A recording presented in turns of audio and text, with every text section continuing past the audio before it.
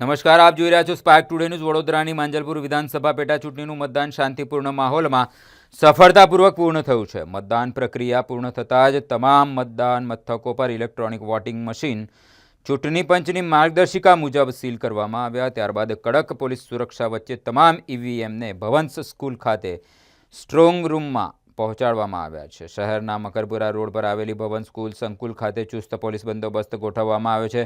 Strong રૂમની 24 કલાક દેખરેખ રાખવામાં આવશે અને સુરક્ષાના તમામ જરૂરી પગલાં લેવામાં આવશે, જેથી મતદાન પ્રક્રિયાની પારદર્શિતા જળવાઈ રહે. ચૂંટણી અધિકારીઓ અને પોલીસ તંત્ર સમગ્ર પ્રક્રિયા પર સતત નજર રાખી રહ્યું છે. પ્રાથમિક અંદાજ મુજબ માંજલપુર પેટા ચૂંટણીમાં આશરે 40% જેટલું મતદાન નોંધાયું હોવાનું સામે આવ્યું છે. જોકે અંતિમ અને સત્તાવાર મતદાન ટકાવારી જાહેર થવામાં હજુ થોડો સમય લાગી રહ્યો છે. તમામ મતદાન મથકો પરથી મળતી વિગતોનું સંકલન કર્યા બાદ ચૂંટણી પંચ દ્વારા અંતિમ આંકડા જાહેર કરવામાં આવશે. તમામની નજર આગામી 3 ઓગસ્ટે યોજાનારી મતગણતરી પર છે. તે દિવસે ભવંસ સ્કૂલ ખાતે જ કડક સુરક્ષા વ્યવસ્થા વચ્ચે મતગણતરી હાથ ધરવામાં આવશે. સમગ્ર પોલીસ બંદોબસ્ત અને સુરક્ષા વ્યવસ્થા ડીસીપી ઝોન 3 દ્વારા માહિતી આપવામાં આવી હતી અને મતગણતરી સુધી સ્ટ્રોંગ રૂમ પર સતત નજર રાખવામાં આવશે તેવું જણાવવામાં આવ્યું. માંજલપુર વિધાનસભાનું આજે બાય ઇલેક્શન હતું અને તે 6 વાગે પૂર્ણ થઈ ચૂક્યું છે.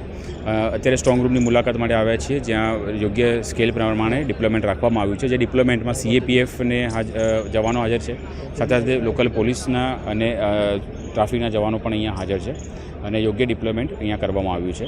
ટૂંક સમયમાં તમામ ઈવીએમ મશીનને પોલિંગ સ્ટેશન લોકેશન પરથી યોગ્ય પ્રોસિજરનું પાલન કરીને અહીંયા લાવવામાં આવશે અને એ સીલબંધ હાલતમાં જ એમને સ્ટ્રોંગ રૂમમાં મૂકવામાં આવશે. સ્ટ્રોંગ રૂમને પણ સીસીટીવીથી સુસજ્જ કરવામાં આવ્યો છે. તે સિવાય અહીંયા જે પોલીસને રાઉન્ડ ધ ક્લોક બંદોબસ્ત રાખવામાં આવ્યો છે શિફ્ટ વાઇઝ, અને જ્યાં સુધી કાઉન્ટિંગનો દિવસ નહીં આવે ત્યાં સુધી યોગ્ય રીતે એને બંદોબસ્ત રાખવામાં આવશે. સર, કેટલો પોલીસનો કાફલો અહીંયા તૈનાત રહ્યો છે અને કેટલી કંપનીઓ બહારની અહીંયા તૈનાત થશે? બહારની આપણને 5 સીએપીએફની કંપની મળી હતી, જેમાંથી જે પ્રમાણે આપણને સ્કેલ આપવામાં આવ્યો હતો એ સ્કેલ મુજબ આપણે સીએપીએફના જવાનોને રાખ્યા છે. 3 લેયરમાં અલગથી બંદોબસ્ત રાખ્યો છે. તો લેયર વાઇઝ જે પ્રમાણે આપણને સ્કેલ આપવામાં આવે તે પ્રમાણે સીએપીએફ, પોલીસ અને ટ્રાફિકનો બંદોબસ્ત રાખવામાં આવ્યો છે.